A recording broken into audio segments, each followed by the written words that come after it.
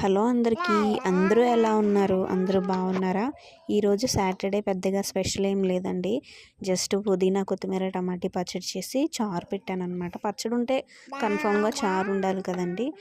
ఇంకా అదేనండి ఈరోజు అయితే మధ్యాహ్నం లంచ్. ఇంకోటి ఏంటంటే ఈవినింగ్ ఏమైనా తినడానికుంటే బాగుండు అనిపించింది. సో సింపుల్గా అయిపోయేది, క్విక్గా అయిపోయేది ఏంటి అంటే ఖ్యాతికి ఇస్తారు కదండి అంగన్వాడీలో బాలామృతం ప్యాకెట్.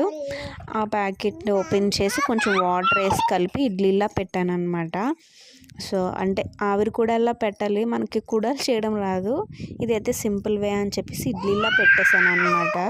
అవి తీసుకున్నాం అందరిమీ కూడా ఒక పర్సన్ ఒక 4-5 తిన్నారు. సో ఇంకా నైట్కి అయితే ఇడ్లీ పెట్టేశానండి. తిన్నాను, నాకు కూడా బాగానే అనిపించాయి.